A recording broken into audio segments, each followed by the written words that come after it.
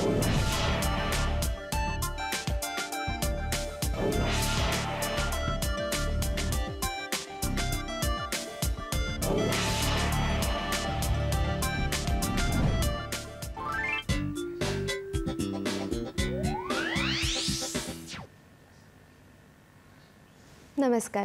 सह्याद्री वाहिनीच्या hello doctor या कार्यक्रमात मी डॉक्टर केतकी दिनकर चौधरी तुमचे सर्वांचे मनापासून स्वागत करते. प्रेक्षक हो, या कार्यक्रमात आपण आरोग्यसंबंधित विविध विषयांवर चर्चा करत असतो, तसेच तज्ज्ञांकडून मार्गदर्शन घेत असतो. प्रेक्षक हो, आजकालच्या काळामध्ये किंवा आता जे सुरू आहे त्यामध्ये असे काही आजार, असे काही रोग आहेत जे अत्यंत जीवघेणे आहेत, परंतु आपल्याला त्याबद्दल खूप कमी माहिती आहे. आणि असाच एक आजार म्हणजेच हेपॅटायटिस. प्रेक्षक हो, आपल्याला हेपॅटायटिस म्हणजेच कावीळ असंच माहिती आहे. आणि कावीळ हा यकृताशी संबंधित आजार आहे. आणि कावीळमध्ये फक्त आपली त्वचा, डोळे, हातपाय अशा गोष्टी पिवळ्या रंगाच्या होतात एवढीच आपल्याला माहिती आहे. परंतु याविषयी आज आपण या भागात सखोल माहिती जाणून घेणार आहोत.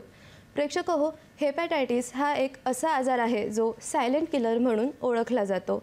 त्याच्यामध्ये हेपॅटायटिस हा यकृताशी संबंधित आहे आणि आज आपण त्याबद्दलच जाणून घेणार आहोत.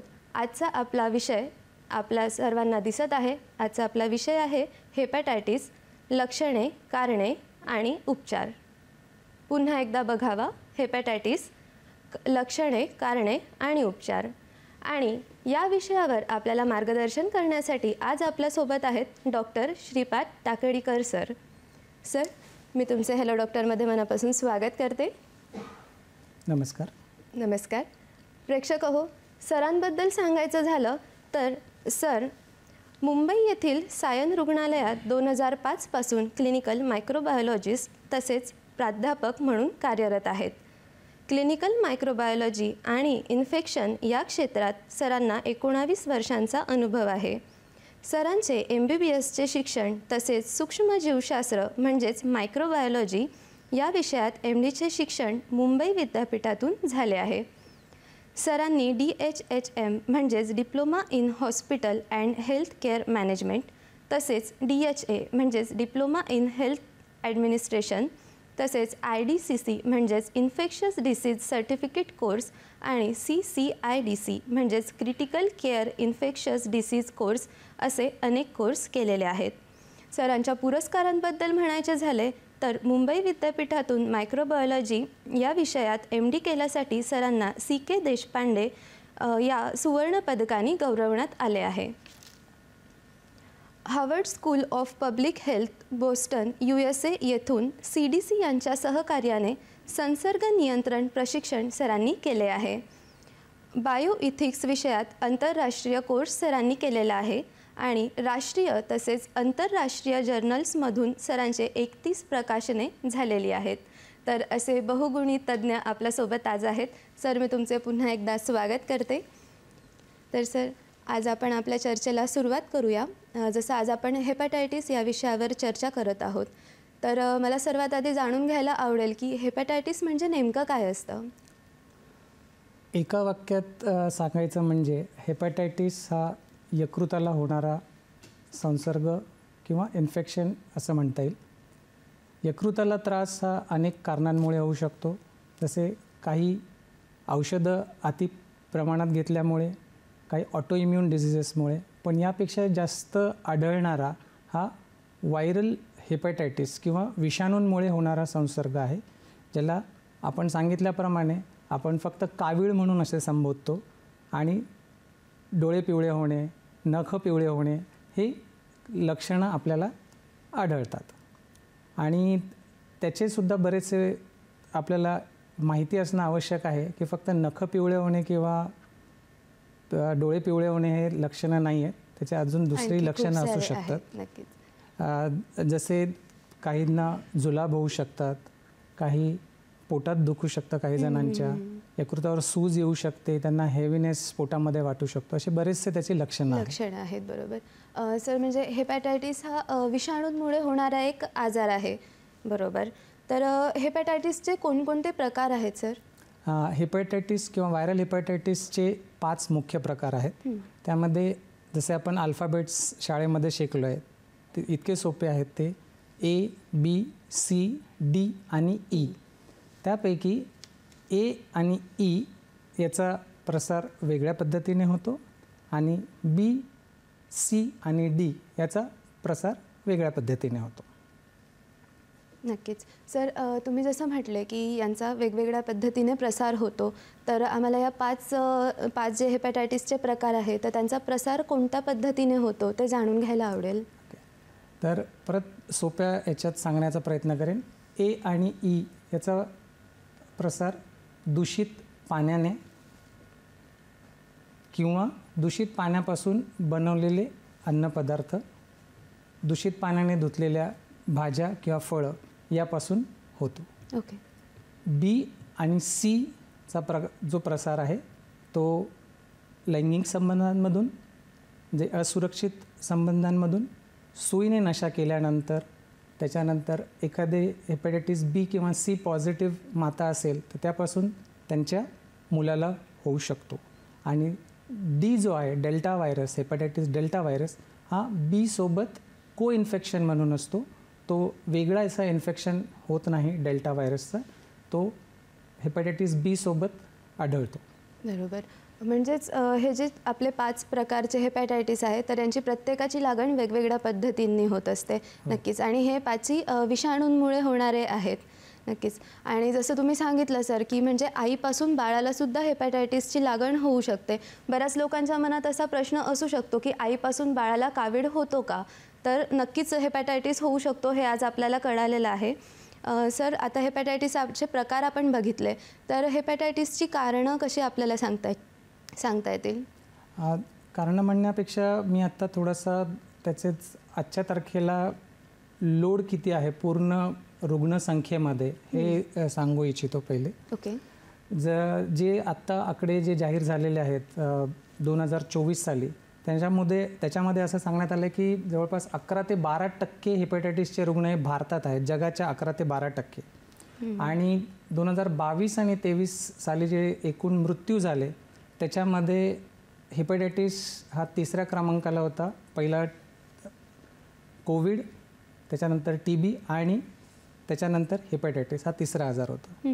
आजच्या घडीला हेपॅटायटिस Bचे भारतामध्ये जवळपास 3 कोटी रुग्ण आहेत आणि हेपॅटायटिस Cचे साधारणतः 60 लाख रुग्ण आहेत. तर हे सर्व रुग्ण सुप्त याच्यामध्ये असल्यामुळे, आणि जसं आपण सायलेंट किलर हा शब्द वापरला, तर याचं जर निदान नाही झालं वेळेवर आणि त्याला जर ट्रीटमेंट नाही मिळाली तर साधारणतः 10 ते 11% केसेसमध्ये हेपॅटोसेल्युलर कार्सिनोमा, जो यकृताचा कॅन्सर आहे किंवा यकृताचं अजून बिघडणं, ज्याला सिरोसिस म्हणतात, ते होऊ शकतं. नक्कीच. सर जर एवढी जास्त संख्या हेपॅटायटिस या रोगाची आहे, तर काही राष्ट्रीय पातळीवर काही कार्यक्रम किंवा काही प्रोग्राम्स असे राबवले जातात का हेपॅटायटिसच्या संदर्भात? नक्कीच. याबद्दल मला जास्त सांगायला आवडेल, कारण national viral hepatitis control programme किंवा राष्ट्रीय व्हायरल हेपॅटायटिस नियंत्रण कार्यक्रम याचा मुंबई सायन रुग्णालय हे मॉडेल ट्रीटमेंट सेंटर आणि रेफरल लॅब आहे. आणि या उपक्रमाअंतर्गत आपण हाय रिस्क ग्रुप पेशंट्स जे असतात किंवा जे IV ड्रग घेणारे पेशंट्स आहेत किंवा जे जेलमध्ये असणारे लोक आहेत, त्यांना हाय रिस्क ग्रुपमध्ये पकडलं जातं. आणि या लोकांचं स्क्रीनिंग करणं की हेपॅटायटिस B आहे का, C आहे का, हे बघितलं जातं आणि त्यांना ट्रीटमेंट दिली जाते. आणि या प्रोग्रामच्या अंतर्गत, नॅशनल व्हायरल हेपॅटायटिस कंट्रोल प्रोग्रामच्या अंतर्गत, त्यांना निदान आणि ट्रीटमेंट हे दोन्हीही फ्री ऑफ कॉस्ट दिलं जातं. ओके. म्हणजे प्रेक्षक हो, जसं आपण आता सरांनी सांगितलं की हेपॅटायटिससाठी, कावीळसाठी राष्ट्रीय कार्यक्रमसुद्धा आहे. तर म्हणजे आसपास जर आपल्या आसपास कोणी रुग्ण असतील किंवा आपल्याला वाटत असेल की आपल्याला हेपॅटायटिस आहे, तर निदान हे पूर्णतः म्हणजे फ्री आहे तुमच्यासाठी. जर कोणाला हेपॅटायटिस असला आणि तुम्हाला जर करून घ्यायचं असलं तर सर सायन रुग्णालयाबद्दल काय सांगाल याच्या अनुषंगाने? या कार्यक्रमामध्ये सायन रुग्णालय 2018 पासून सहभागी आहे. या कार्यक्रमाचं जे स्वरूप आहे ते national health mission state level म्हणजे राष्ट्रीय कार्यक्रम जरी असला तरी स्टेट लेवलला त्याचे डेप्युटी डायरेक्टर आहेत डॉक्टर केंद्रे सर, त्यांच्यामार्फत आम्हाला सगळ्या माहिती दिली जाते, त्याचे गाईडलाईन्स दिले जातात. त्यानंतर ते लोकल लेवलला डीन अधिष्ठाता जे आहेत डॉक्टर मोहन जोशी, जे विभाग प्रमुख आहेत डॉक्टर दिलीप तुरबाडकर, यांच्याकडे सगळे निर्देश येतात की कुठल्या प्रकारे हा कार्यक्रम राबवायचा आहे. आणि या सगळ्यांच्या सहभागातून आम्ही पेशंट्सचे स्क्रीनिंग करतो आणि त्यांचं व्हायरल लोड टेस्टिंग. आता आपल्याला सर्वांना माहिती आहे PCR टेस्ट ही कोविडमुळे सर्वश्रुत झालेली आहे. तर PCR ही टेस्ट मेथड आहे. या पद्धतीने तपासणी करून एका व्यक्तीच्या शरीरामध्ये प्रत्येक रक्ताच्या थेंबामध्ये पर मायक्रोलिटर असं म्हणतो आम्ही त्याला, त्या थेंबामध्ये किती विषाणू आहेत, तर व्हायरस पार्टिकल्स आहेत, याचा आम्ही आधी अभ्यास करतो ट्रीटमेंट सुरू करायच्या आधी, आणि मग त्यानुसार पेशंटला ट्रीटमेंट दिली जाते. नक्कीच सर, आपण प्रश्नावर होतो की हेपॅटायटिसची कारणे काय काय असतात, तर कारणांमध्ये आपण कशा पद्धतीची कारणं सांगू शकतो? ओके, हेपॅटायटिस B आणि C जसं मी सांगितलं की सगळ्यात पहिले जो पसरणारा आजार आहे तो रक्तामधून पसरू शकतो, ज्याच्यामध्ये एखादा व्यक्ती जर ब्लड डोनेट करत असेल आणि त्याला हेपॅटायटिस B आणि C ची लागण असेल तर त्या डोनरकडून ज्याला कुणाला ते रक्त दिलं जाते त्याला तो आजार होऊ शकतो. दुसरं पद्धत आहे मल्टिपल सेक्स पार्टनर्स, त्या असुरक्षित यौन संबंध, याच्यामधून हा आजार होऊ शकतो. त्याच्यानंतर फिमेल सेक्स वर्कर्सच्या थ्रू हा आजार होऊ शकतो. जे सुईने नशा करतात, IV ड्रग युजर्स या कॅटेगरीमध्ये, त्यांना हा आजार होऊ शकतो. आणि प्रेग्नंट वुमन, ज्या ANC मदर्स किंवा ज्या गर्भवती महिला आहेत त्यांच्याकडून मुलाला होऊ शकतो. नक्कीच नक्कीच. सर, आता जे आपण 5 प्रकार तुम्ही सांगितले, तर त्या 5 प्रकारांची लक्षणं सगळ्यांची वेगवेगळी आहेत की एकच आहेत? तर ते लक्षणं जाणून घ्यायला आम्हाला आवडेल. नक्कीच. A आणि E या प्रकारामध्ये जो ॲक्यूट इन्फेक्शियस हेपॅटायटिस याच्याखाली येतो, त्याच्यामध्ये जवळपास 90% लहान मुलांना हेपॅटायटिस हा आजार लहानपणीच झालेला असतो. कावीळची लक्षणं येतात, 15 दिवसात ते 3 आठवड्यात तो कावीळ कमी होतो, आणि जेव्हा लक्षणं येतात तेव्हा लहान मूल खायला नकार देतं किंवा त्याला लूज मोशन्स अतिसार होतो. आणि त्यानंतर रेस्ट, आपण तूप कमी खाणे वगैरे जे आपण घरगुती उपचार आधीच्या काळात सांगत होते, आणि आजच्या काळामध्ये आपण त्यांना लिव्हर प्रोटेक्टिव्ह ड्रग्स देऊन त्यांना आराम करायला सांगतो, आणि साधारणतः 2 ते 3 आठवड्यामध्ये हा आजार बरा होतो, ज्याला सेल्फ लिमिटिंग म्हणतात. A आणि E. हेपॅटायटिस B आणि C हा निदर्शनास येण्यास वेळ लागतो.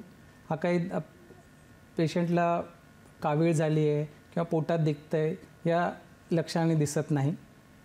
पेशंट किंवा एखादी व्यक्ती कुठल्या तरी दुसऱ्या ट्रीटमेंटसाठी ॲडमिट झालेली असते, किंवा पेशंट ब्लड डोनेशनसाठी गेलेली असते, किंवा जसं ज्या महिला गरोदर असतात त्यांचं गरोदरपणामध्ये जे तपासणी केली जाते त्या दरम्यान जेव्हा स्क्रीनिंग केलं जातं, किंवा कोणाचं काही ऑपरेशन करायचं असेल त्याच्या आधी जेव्हा हेपॅटायटिस आणि HIVचं स्क्रीनिंग केलं जातं, तेव्हा लक्षात येतं की त्यांना हेपॅटायटिस B किंवा C किंवा एक काही प्रमाणात दोन्ही विषाणूंची लागण झाली हे निदर्शनास येतं. ओके. तर प्रेक्षक हो, आता आपल्याला हेपॅटायटिस म्हणजे कावीळच्या 5 प्रकारांबद्दल बऱ्यापैकी माहिती मिळालेली आहे. जसं सरांनी सांगितलं की 5 प्रकारचे कावीळचे प्रकार असतात आणि ते कशा पद्धतीने एकाकडून दुसऱ्याकडे जाऊ शकतात किंवा ते कसे पसरू शकतात हे आपल्याला कळाले. तर जर या गोष्टी जर आपण टाळल्या तर आपण कावीळची लागण टाळू शकतो. अशीच माहिती आपण सरांकडून पुढे घेणार आहोत. तत्पूर्वी वेळ झाली आहे एका छोट्याशा विश्रांतीची. तुम्ही कुठेही जाऊ नका, बघत राहा हॅलो डॉक्टर.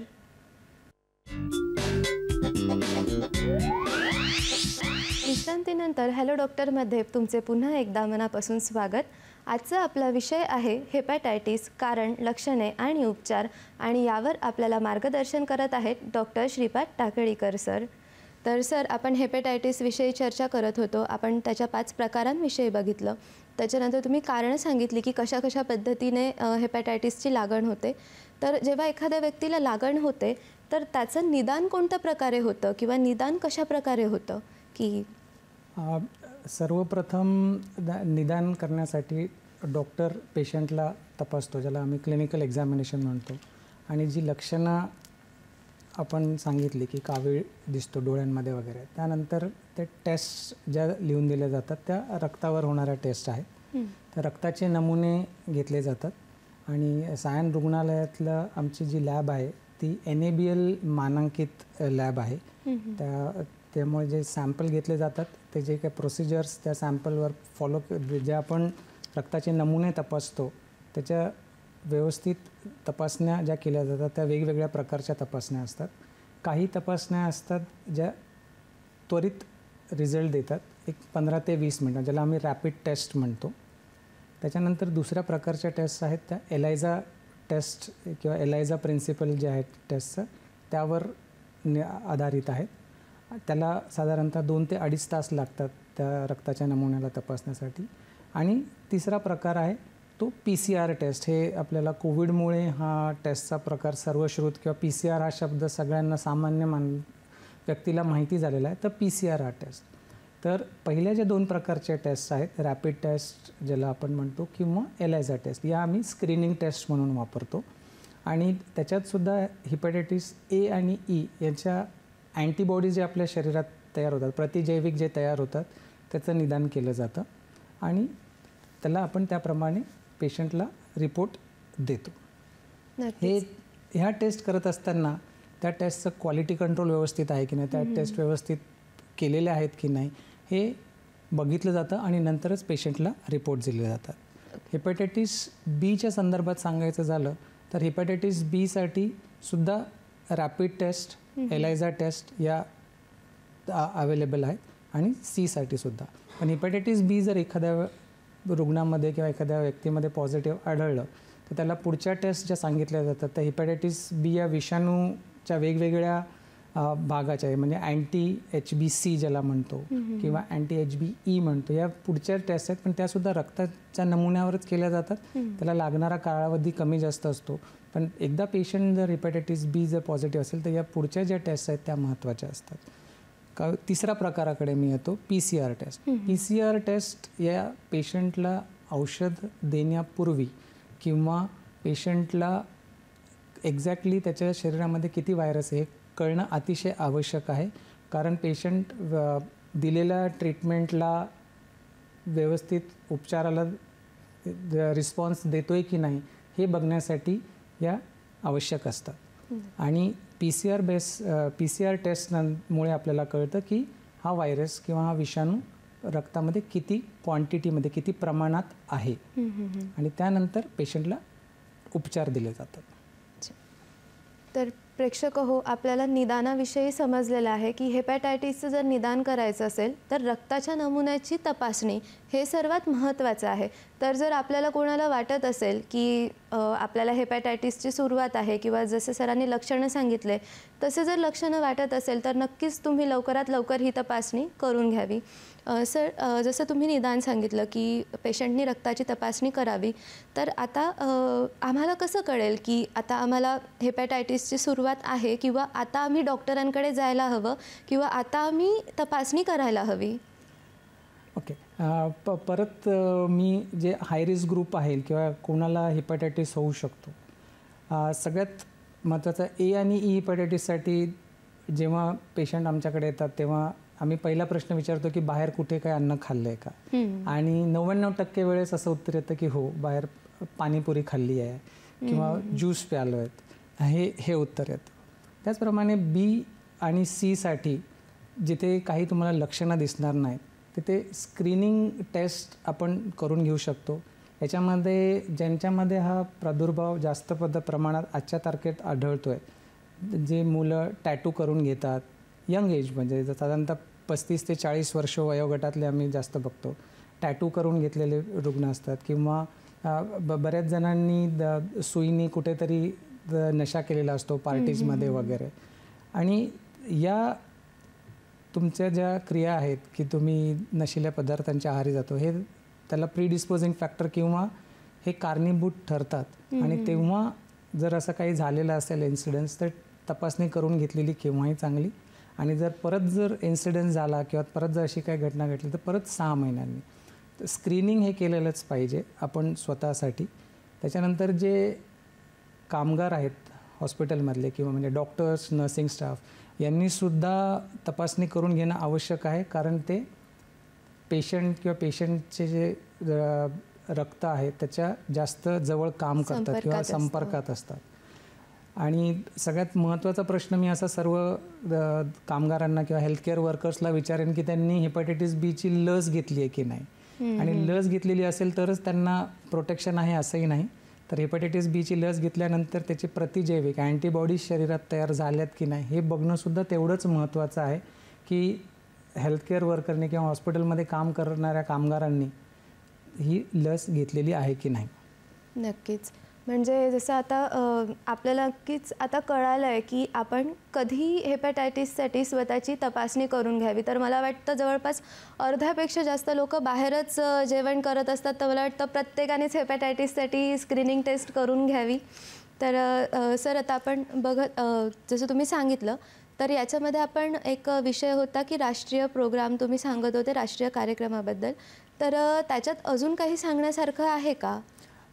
नक्कीच त्याबद्दल सांगायला आवडेल. आणि सायन रुग्णालयासाठी ही अभिमानाची गोष्ट आहे की 2018 पासून या नॅशनल व्हायरल हेपॅटायटिस कंट्रोल प्रोग्रामचं सायन रुग्णालय पार्ट आहे. सायन रुग्णालयाने मागच्या एका वर्षामध्ये मुंबई जिल्हा एड्स नियंत्रण कक्षाच्या मदतीने आणि ते त्यांच्या जे आउटरीच वर्कर्स आहेत त्यांच्यामध्ये ते जवळपास 40,000 लोकांचं स्क्रीनिंग केलेलं आहे. आणि थोडी धक्कादायक गोष्ट असे आहे की ज्या लोकांना काही लक्षणं नाही आहेत किंवा त्यांना काही माहीत नाही असे लोकंसुद्धा पॉझिटिव्ह आलेले आहेत. आणि त्यांना आठवतसुद्धा नाही की त्यांनी कधी रक्त त्यांना चढवलं आहे किंवा कोणाचा शरीर संबंध आला आहे कोणाशी हे आठवतसुद्धा नाही. असे बरेच केसेस आम्हाला आढळल्या. त्यानंतर त्याच्यामध्ये पुढची गोष्ट की सायन हॉस्पिटलसाठी आहे अशी आहे की मागच्या एका वर्षामध्ये आम्ही जवळपास 6,000 जणांची व्हायरल लोड तपासणी केलेली आहे. आणि हे सर्व पेशंट्स ट्रीटमेंटवर सायन रुग्णालयामध्ये घेत आहेत. आणि बऱ्याच जणांची म्हणजे ट्रीटमेंट कंप्लीट झाली आणि ते रिकवरसुद्धा झालेले आहे. नक्कीच सर, आपण या विषयाकडे परत वळूया. परंतु आपल्याला एक फोन आलेला आहे श्रीकांत चव्हाण कराडवरून. श्रीकांत सर, तुमचा प्रश्न विचारा. हॅलो. हां, नमस्कार. बोला श्रीकांतजी. हेपॅटायटिस बी पूर्णपणे बरा होऊ शकतो का? हेपॅटायटिस बी नक्कीच पूर्णपणे बरा होऊ शकतो. हेपॅटायटिस बी साधारणतः 15 ते 20% रुग्णांमध्ये आपोआपसुद्धा, ज्याला असं सांगितलं जातं की रेमिशन म्हणजे पेशंटचा बरा होऊ शकतो काही ट्रीटमेंट न घेता.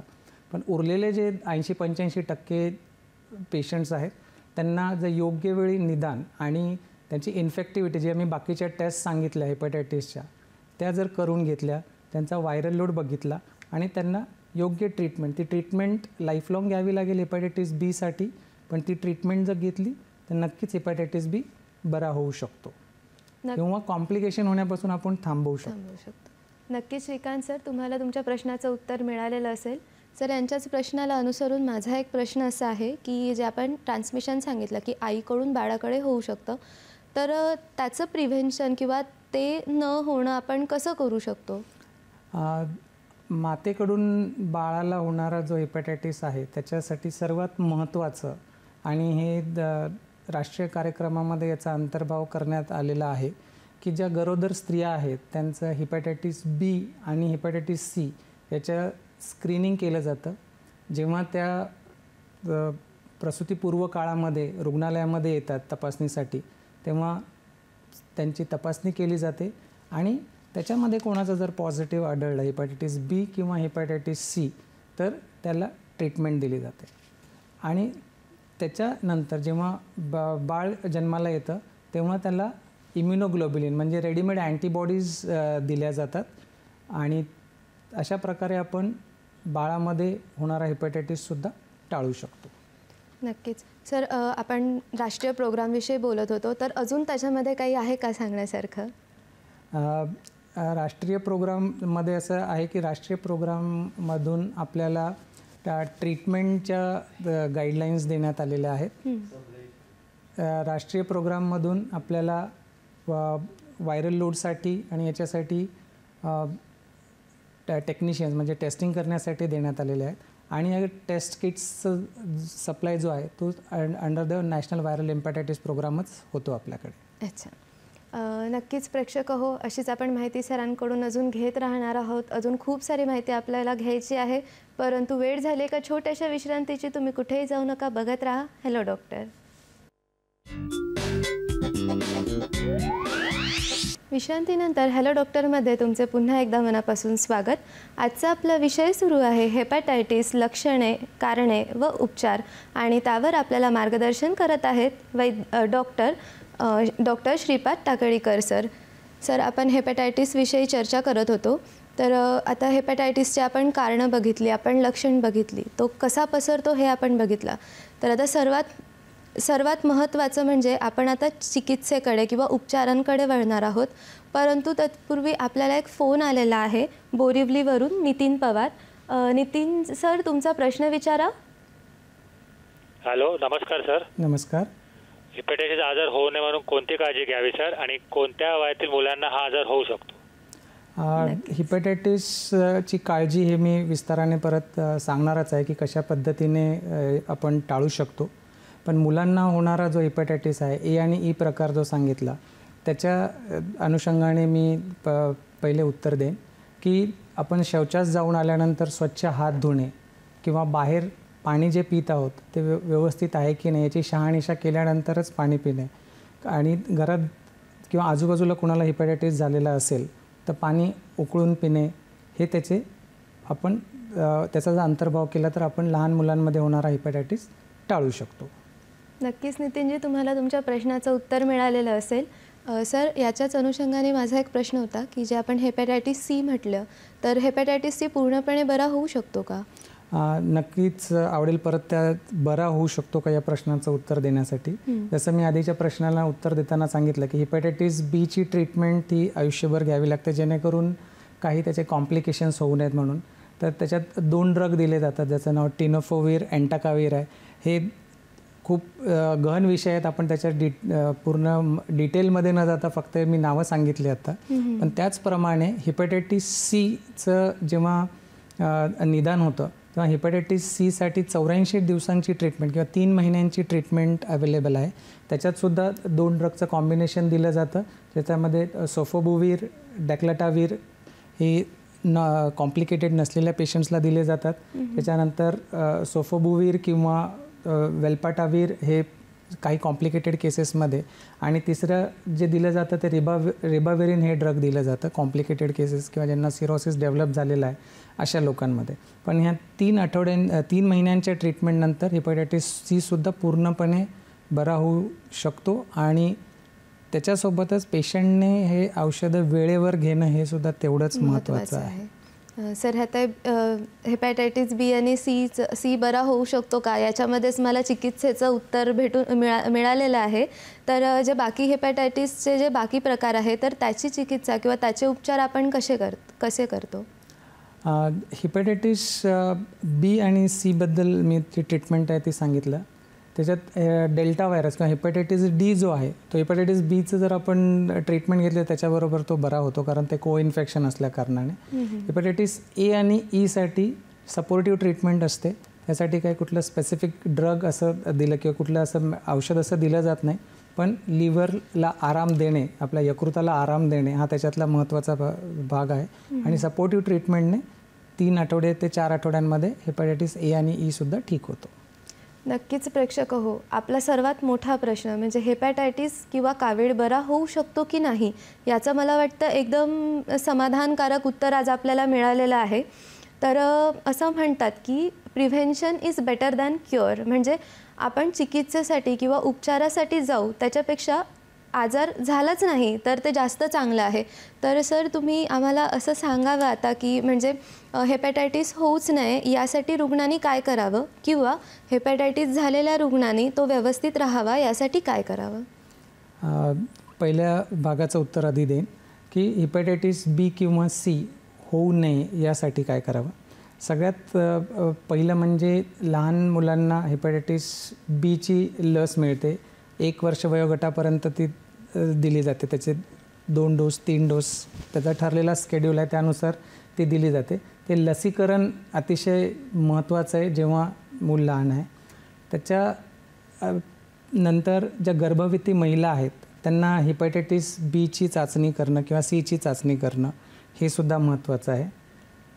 तिसरी गोष्ट, ज्या रुग्णांना रक्ताची गरज आहे किंवा रक्त घटकांची गरज आहे, तर ते जे रक्त आहे ते तपासून घेतलेलं, ज्या शासनमान्य किंवा शासनाच्या रक्तपेढ्या आहेत त्याच्यातून घेतलेलं चांगलं. त्याच्यानंतर जे सुई वापरली जाते पेशंटला ट्रीटमेंटसाठी, ती फक्त त्या एकाच पेशंटवर वापरली जावी. इंजेक्शन्स जे वापरले जातात किंवा टॅटूसाठी जी सुई वापरली जाते ती एकाच व्यक्तीसाठी वापरली जावी, जेणेकरून एखाद्या व्यक्तीला जर इन्फेक्शन असेल हेपॅटायटिसचं तर ते दुसऱ्या व्यक्तीला जाणार नाही. याच्यामध्ये कान टोचणे वगैरे सुद्धा जो प्रकार आहे तो सुद्धा आपण शॉटगन वापरतो हल्ली, पण ते सुद्धा शेवटी एक सुईच आहे, तर ती नवीन वापरली गेली आहे की नाही प्रत्येक वेळेस याकडे लक्ष दिलं पाहिजे. आणि सगळ्यात महत्त्वाचं म्हणजे दुसरा जो शासनाचा प्रिव्हेन्शन प्रोग्राम आपण ज्याला म्हणतो तो थॅलेसिमियावाला आहे. कारण थॅलेसिमियाचे जे मुलं असतात त्यांना दर 2 आठवड्यांनी रक्त द्यावं लागतं. तर ही थॅलेसिमियाचा आजार लहान मुलांना होऊ नये म्हणून लग्नापूर्वी थॅलेसिमियाची चाचणी करणं सुद्धा महत्त्वाचं आहे. काही त्याच्यामध्ये कॅरियर्स असतात, म्हणजे अर्धा जीन असतो. साध्या भाषेत सांगायचं तर जेनेटिक मटेरियल अर्धं असतं. तर 2 व्यक्ती जे थॅलेसिमियाचे कॅरियर आहेत त्यांचं जर लग्न झालं तर मुलाला थॅलेसिमिया हा आजार होऊ शकतो. तर त्यासाठी लग्नापूर्वी थॅलेसिमियाचा तपास करणे हा सुद्धा आपला एक राष्ट्रीय कार्यक्रम आहे. तर त्याच्यामुळे लहान मुलांना होणारा हेपॅटायटिस बी किंवा सी हा टाळू शकतो. की थॅलेसिमिया आपण त्याचं आधीच निदान करतोय आणि त्यामुळे लहान मुलांना रक्त द्यावं लागणार नाही. तर त्या पद्धतीने आपण हेपॅटायटिस बी आणि सी टाळू शकतो. नक्कीच. आणि म्हणजे हे तर आता झालं की ज्यांना नाहीच आहे तर त्यांनी काळजी कशी घ्यावी की त्यांना हेपॅटायटिस होऊ नये. परंतु आता ज्यांना हेपॅटायटिस झालेलं आहे आणि त्यांचे उपचार सुरू आहेत तर त्यांच्यासाठी काय सांगाल? ज्यांना हेपॅटायटिस निदान झालेलं आहे, बी असो किंवा सी असो, तर त्यांनी नजीकच्या रुग्णालयामध्ये जावं. तर राष्ट्रीय कार्यक्रमाअंतर्गत आपल्याकडे पूर्ण महाराष्ट्रामध्ये 4 सेंटर्स आहेत ज्याला मॉडेल ट्रीटमेंट सेंटर असं म्हटलं जातं. तर मुंबई पूर्ण जिल्ह्यामध्ये सायन रुग्णालय एक मॉडेल ट्रीटमेंट सेंटर आहे, जिथे आम्ही निदान आणि ट्रीटमेंट दोन्ही गोष्टींवर लक्ष देतो. तसेच पूर्ण महाराष्ट्रामध्ये सेंटर्स आहेत. त्याच्या व्यतिरिक्त जी महाराष्ट्र शासनाची जी आरोग्य व्यवस्था आहे त्याच्यामध्ये सुद्धा हेपॅटायटिस बी आणि सी स्क्रीनिंगची व्यवस्था आहे. आणि त्याच्यात जर कोणी पॉझिटिव्ह आढळलं, त्याच्यात जर कोणाला संसर्ग आढळला तर त्या लोकांना पुढे कुठे रेफर करायचं हे सुद्धा त्या राष्ट्रीय कार्यक्रमामध्ये त्याचा अल्गोरिदम किंवा त्याचा मॅप ठरलेला आहे. त्यानुसार आपण त्या व्यक्तीला पाठवू शकतो. सगळ्यात महत्त्वाचा प्रश्न येतो की बाबा घरात कोणाला हेपॅटायटिस बी असेल तर काय करायचं. तर त्याच्यात सगळ्यात महत्त्वाचा म्हणजे ज्याला कोणाला हेपॅटायटिसचा प्रादुर्भाव आहे त्याच्या शरीरातून रक्तस्राव वगैरे झाले असेल तरच काळजी घेण्याचं आवश्यक आहे. बाकी कुठलीही गोष्ट म्हणजे सोबत राहिल्याने किंवा घामातून, हा दुसरा कॉमन जो प्रश्न विचारला होता की घामातून त्याचा प्रसार होतो का, तर तसं काही होत नाही. पण जर त्याला कुठे लागलेलं आहे, त्याचं रक्त वगैरे सांडलेलं आहे तर त्याची काळजी घेणं अतिशय आवश्यक आहे. तर त्या प्रकारे जर आपण काळजी घेतली तर घरातल्या व्यक्तींना प्रादुर्भाव होऊ शकत नाही. पण त्याच्यामध्ये आम्ही अजून एक गोष्ट लक्षात घेतो की एखादी व्यक्ती जर पॉझिटिव्ह आढळली तर आम्ही त्यांना फॅमिली स्क्रीनिंगचं सांगतो की बाबा घरातल्या सगळ्या व्यक्तींचं आपण हेपॅटायटिस बी आणि सीचं स्क्रीनिंग करूयात. हे याच्यासाठी महत्त्वाचं असतं की आमच्याकडे अशाही केसेस येतात की जर लक्ष दिलं नाही तर ते ट्रान्समिटसुद्धा झालेत की बाबा हो माहिती होतं हेपॅटायटिस बीचं इन्फेक्शन आहे, पण मग नंतर मुलांनासुद्धा झालेलं आहे किंवा त्या व्यक्तीच्या नवऱ्याला किंवा बायकोला झालेलं आहे असं सुद्धा लक्षात येतं. त्यामुळे स्क्रीनिंग करणं अतिशय महत्त्वाचं आहे जेणेकरून आपण त्याचा संसर्ग टाळू शकतो. योग्य पद्धतीने जर त्यांना आपण त्या वेळेस जर सल्ला दिला तर त्याची आपण काळजी घेऊ शकतो. नक्कीच प्रेक्षक हो, जसं मी म्हटलं की prevention is better than cure, आणि ते कसं करायचं हे आता आपल्याला सरांनी अगदी सोप्या आणि साध्या शब्दांमध्ये सांगितलेलं आहे. तर हे तुमच्या लक्षात आलंच असेल की जसं आपण बाहेर खातो काही, किंवा कोणाच्या घरात जर इन्फेक्शन असेल किंवा कोणाचं रक्त घेतलेलं असेल, जे आपण ब्लड ट्रान्सफ्युजन म्हणतो, तर अशा स्थितींमध्ये मला वाटतं स्क्रीनिंग करणं खूप जास्त महत्त्वाचं आहे. तर आता आपल्याला हे कळालेलंच आहे. सर, तुम्ही सायन रुग्णालयाबद्दल सांगितलं, तर तुमच्या जे कारकीर्द आहे तर त्याच्यामधला काही असे अनुभव तुम्ही आम्हाला सांगू शकता का? त्याच्यात 2 अनुभव नक्कीच सांगू शकेन. एकदा एक महिला रुग्ण आमच्याकडे आली आणि तिने सांगितलं की मी माझ्या सर्व फॅमिलीला घेऊन आले, कारण आम्ही तेव्हा फॅमिली स्क्रीनिंग इन्सिस्ट करू, म्हणजे 3 वर्षापूर्वीची गोष्ट आहे. आणि आमच्या असं लक्षात आलं की तिची टेस्ट त्या व्यक्तीवर केली, त्या महिलेवर केलेली आहे, त्याचा रिपोर्ट तिच्याकडे नाही आहे. फक्त तिला सांगण्यात आलं होतं की हेपॅटायटिस पॉझिटिव्ह आहे असं. मग आम्ही जेव्हा त्यांच्या पूर्ण फॅमिलीची स्क्रीनिंग केली तर आमच्या असं लक्षात आलं की जो पहिला रिपोर्ट होता तो त्यांना फक्त तोंडी सांगितलेला होता, त्याचं डॉक्युमेंटेशन काही नव्हतं. मग जे आम्हाला डॉक्युमेंटेशन करता आलं आणि फॅमिली स्क्रीनमध्ये असं लक्षात आलं की बाकी कुणालाही हेपॅटायटिसचं इन्फेक्शन नाही आहे, त्या व्यक्तीचंसुद्धा क्युअर झालेलं आहे, जे मी स्पॉन्टेनियस क्युअर म्हटलं 10 ते 15%, तर तसं झालेलं आहे. आणि पूर्ण ती फॅमिली इतकी प्रेशरमध्ये होती, त्या लेडीचे त्या महिलेचे वृद्ध आईवडील होते, ते अक्षरशः रडायला लागले आम्ही जेव्हा त्यांना सांगितलं की स्क्रीनिंग टेस्ट किंवा हेपॅटायटिस बी नाही आहे कुणालासुद्धा तुमच्या घरामध्ये, तर ते अक्षरशः रडायला लागले. त्यामुळे जी लॅब आहेत किंवा जिथे कुठे तुम्ही टेस्ट करताय, तर आपल्याला त्या लॅबमधून रिपोर्ट मिळाला आहे की नाही व्यवस्थित हे सुद्धा चेक करणं गरजेचं आहे. आणि म्हणूनच मी सांगितलं की NABL मानांकित लॅब असेल तर नक्कीच आपल्याला त्याच्यातनं चांगला रिपोर्ट मिळू शकतो आणि स्क्रीनिंग वगैरेची म्हणजे जी अननेसेसरी गोष्ट आहे ती आपण वाचवू शकतो. नक्कीच. दुसरा इन्स्टन्स मी इथे सांगेन की एक 13 महिन्याचं मूल हेपॅटायटिस पॉझिटिव्ह आलं आणि आमच्या असं लक्षात आलं की त्याच्या आईचं रिपोर्ट तर निगेटिव्ह आहे. मग हा हेपॅटायटिस आला तर कदाचित त्या महिलेला ऑकल्ट हेपॅटायटिस आपण म्हणतो मेडिकल भाषेमध्ये, कारण नवरा हा हेपॅटायटिस पॉझिटिव्ह होता, त्या स्त्रीमध्ये हेपॅटायटिसचा व्हायरस असेल पण तो निदान त्याचं झालं नाही, पण ते लहान मुलामध्ये निदान झालं. मग ते आता लहान मुलांमध्ये झाल्यानंतर लहान मुलांच्या डॉक्टरांना दाखवणं आवश्यक झालं, त्या वडिलांची ट्रीटमेंट करणं आवश्यक झालं. तर स्क्रीनिंग आणि फॅमिली स्क्रीनिंग म्हणजे त्या व्यक्तीचं किंवा जे कोणी व्यक्ती आहे त्यांच्या पूर्ण फॅमिलीचं स्क्रीनिंग करणं याच्यासाठी महत्त्वाचं आहे, असं आम्ही म्हणजे जसं मी सांगितलं ते महत्त्वाचं ठरतं ते. नक्कीच. म्हणजे यावरून आपल्याला असं कळतं की जेव्हा आई बाबा जेव्हा बाळासाठी चान्स घेणार असतील तेव्हासुद्धा त्यांनी स्क्रीनिंग करून घ्यायला हवं की आपल्यामध्ये हेपॅटायटिस काय किंवा कोणतेही दुसरे आजार आहेत की नाही हे बघणंही तितकंच महत्त्वाचं आहे. सर, आपण जसं हेपॅटायटिसबद्दल बघत होतो तर तुम्ही म्हटलं होतं की हेपॅटायटिस ही यकृताची एक कंडिशन आहे, तर त्याचे जे उपद्रव म्हणतात आपण की हेपॅटायटिस जर नाही क्युअर झाला तर त्याचे उपद्रव काय असू शकतात?